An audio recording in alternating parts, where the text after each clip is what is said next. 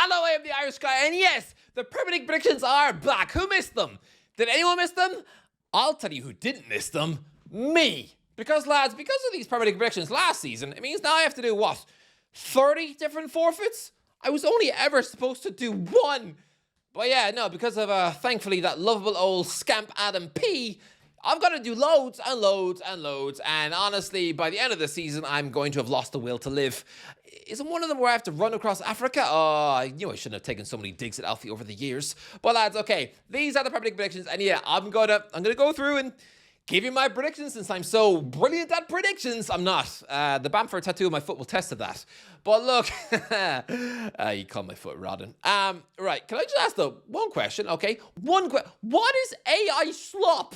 I don't understand. People have looked at this profile photo and they've reacted to that as if I've personally walked into your house and vomited in your sink, or if I've swigged from your milk and spat at your mum in the eye. I don't know. I don't know. What is AI slop? And is this AI? Because I don't know. I was sent this in an email from a subscriber a few weeks ago, and he was very nice. Oh, Irish guy, I've personally done you this design. Would love you to, use it.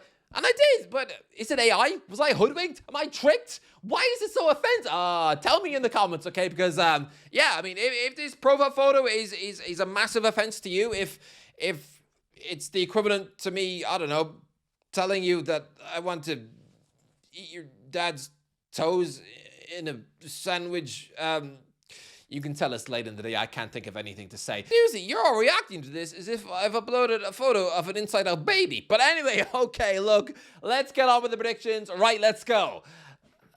Shall I say right, let's go in this channel? No, new channel, new me. Go, let's write. Right, okay, so Nottingham Forest versus Chelsea. Oh, Ange Postecoglou. Lads, I kind of do feel sorry for the guy. I mean, he's only been in charge a month, and he's already got half the world saying that he should be sacked by Nottingham Forest. I don't think he was the greatest appointment in the world. Obviously not. He should have kept it with Nuno Santo. But lads, it is the biggest change in styles I've probably ever seen in the Premier League before. It's, to use an old school metric, it's probably like going from Roberto Martinez to Big Sam over... Well, no, sorry. It's like going from Big Sam to Roberto Martinez over... Actually, no. It's what Wigan did back in 2009. They went from Steve Bruce to Roberto Martinez. And of course there were teething problems. In his first season, they lost 9-1 and 8-0. Yeah, it's 15 years later, and the bloke is coaching Ronaldo, so the joke, I guess, is on us. So yeah, there's obviously going to be teething problems when you go from Nuno Santo to Ange Postecoglou, of course. But look, he's under pressure. I don't think he should be sacked at all, and I think if that does happen, then we're absolutely living in Looney Tunesville. But with this guy, I absolutely do think that Chelsea are going to carve through them like a knife through...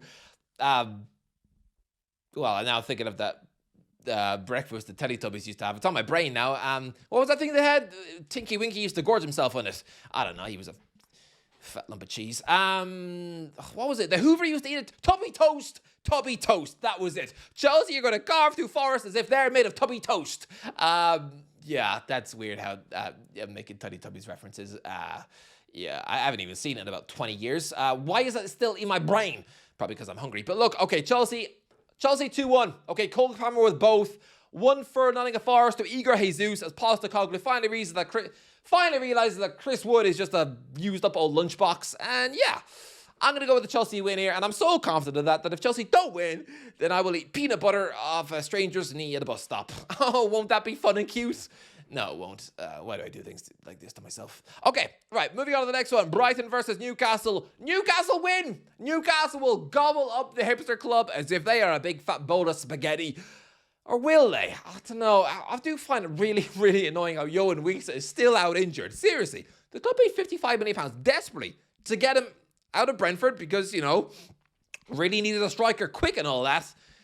But now that he's injured and he's not back until like a few weeks before Christmas, don't forget he's out of contract in the summer. So really, everyone is right to laugh at Newcastle for paying £55 million for somebody when you're only going to get a half season out of him. I'm sorry, I don't care if we were signing peak Messi on loan for, like literally, like a 6 month, that's what this is really. A £55 million for a 6 month loan because we could have signed him for less than the price of a lollipop in the summer. But look, hopefully he comes back soon, and I really do, because I'm in a fantasy football draft league, and I've been keeping Wisa on my bench because I think it's gonna pay off eventually.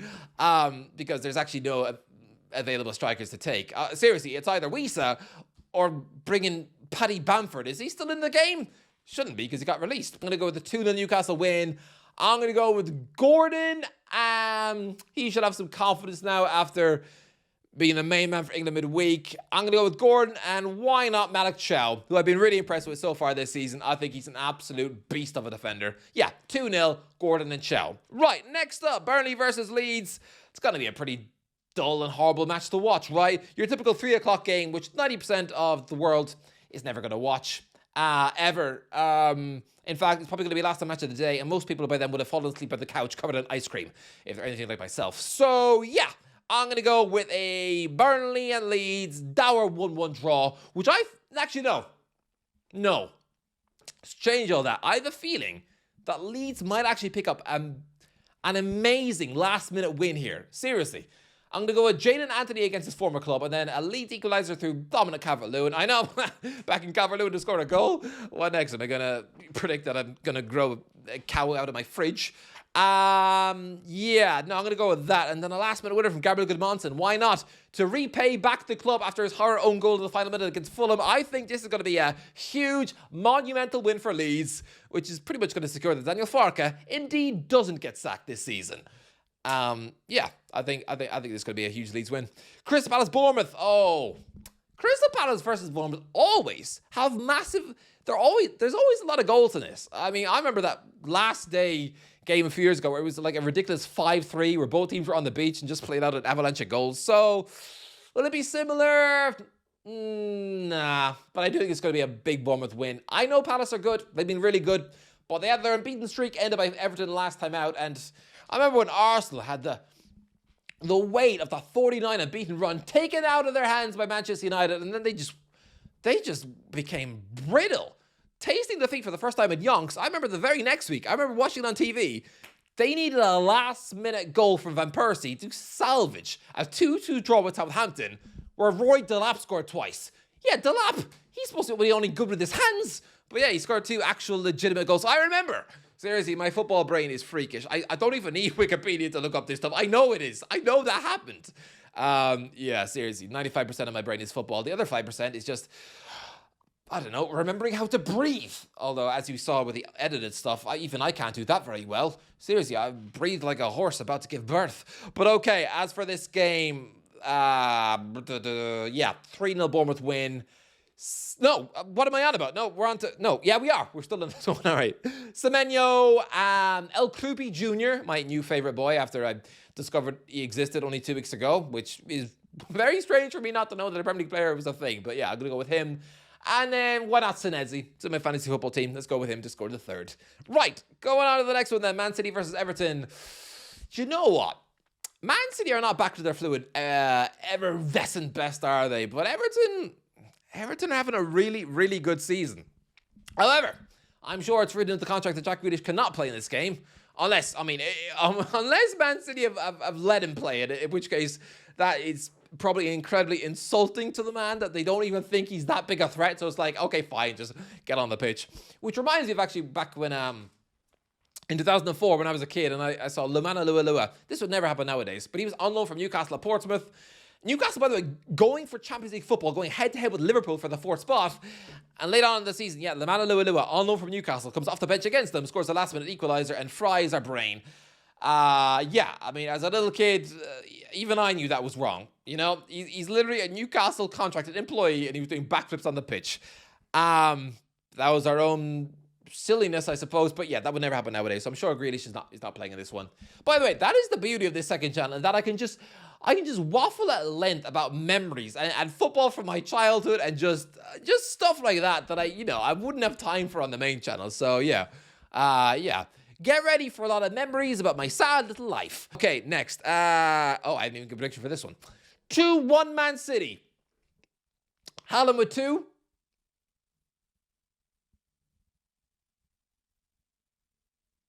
Barry with 1.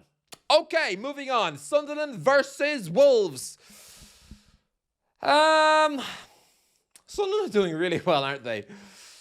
And Wolves, I really need them to get out of the relegation zone, or else I'm going to have to keep beating myself in the face with a sandwich all year long. I'm actually so relieved I didn't say anything to do with ice cream in the bath or milk showers or anything, because it would just be Everton in the sequel. So thankfully, sandwiches in the face aren't actually that bad. In fact, I'm kind of getting used to the faint slap of a panini on the old cheekaroo. So with this one, 1-1 draw. Why not? 1-1 draw. Isidore for Sunderland. Wilson Isidore will open the scoring, and then Wolves will come back and frustrate them. Grab a last-minute goal from Jurgen Strand Larsen. Why not? Yeah, I think Wolves will put a point on the board, but not enough. Not enough to scrape their way out of the relegation zone, which is so annoying because, yes, going to have a cheese one right there. Maybe slap some mayo on it. Won't that be fun? Won't be. Won't be at all. No, but that's my life now on Mondays. Slapping myself in the face with a sandwich. Thankfully there's curtains in this room, or else the neighbors would think I'm a proper freak. They do already. They do. They probably see me in a dress on the... Okay. All right. Yeah, seriously. I hope the postman doesn't knock, because, yeah, sometimes when I'm wearing a dress for the skits and I have to answer the door, and it's a whole thing. It's just, they definitely think I'm the next Ed Gein. Anyway, the next one. Fulham Arsenal. Arsenal always win at Craven Cottage. Always do. Easy peasy. 2-0 win. 2-0 win. Rice and then Martinelli off the bench. I'm sorry, Fulham, but Arsenal always get the win at Craven Cottage. It is what it is. And then moving on to the next one. Tottenham versus Aston Villa. Aston Villa have been a bit improved lately in the last couple of weeks. Ollie Watkins is finally remembering that he actually has feet at the end of his legs instead of, spurting chance after chance after chance. So, yeah, I'm going to go with the Tottenham 2-1 win. 2-1 win. Brendan Johnson with both. And for Villa, let's go with... I still think Ollie Watkins could have a terrible season, so... Nah, maybe John McGinn, when he does his weird Shelby celebration with the goggles. Yeah, let's go with that one. And okay, if Aston Villa do win this game, which I don't think they will, because they have been improved, but they're still way off what they were last year or the year before. If Villa do win, what'll I do? I'll storm into Aldi and, confront people on why they're not buying enough bananas. Yeah. Won't that be weird? It'll be very weird. I'm surprised I'm not banned from Aldi, considering last year I had to go in wearing nothing but a towel. Seriously, people are just going to remember me as the local freak. The village idiot is back. Why is he courting that old woman and asking her why she hasn't bought a banana? It's creepy, right? Very creepy, but this is what I do. What I do to myself. Yeah, okay. West Ham, Brentford, the last one. 0-0. 0-0. No. Okay, 2-0 West Ham. I was thinking 0-0 because I had Graham Potter in my head, but no, of course now they have Nuno Santo, who's actually a competent football manager, instead of Potter, who's just about to run off to take the Sweden job. And honestly, if that man is in charge of the most expensive strike force in the world, Isak and Gyökeres in the hands of Potter, I know he coached in the Swedish mountains. I know he probably speaks the language and is probably friends with all the Swedish mice who he used to feast on when he used to live on his own. But honestly, lads, Sweden, don't replace Thomason with Potter. No. But yeah, as for West Ham, yeah, I genuinely think Nuno Santo versus Keith Andrews should be a no-brainer. One is a competent football manager who's been around the globe. The other one seems nice, I guess, and is, fun little curly hair. But no, Andrews seems like a normal bloke you'd meet down a pub in County Wicklow. He really doesn't feel like a Premier League manager, and it feels like he's bluffing it, fake it until you make it. And I guess he beat Man United, but no. I genuinely think this is one job, in and out, one and done. Because Keith he's not a manager, he's a set-piece coach and a pundit. But anyway, listen, yeah, West Ham will easily beat Brentford. Anyway, there's the return of the Premier League predictions. Wasn't that fun? Probably an absolute load of waffle yet again. Anyway, look, that is another channel pumped out on the Irish Guy Extra. Yeah, I'll try and change the AI slop, as you said. If it is AI slop, but I don't know. The guy said he made it himself, but I don't know.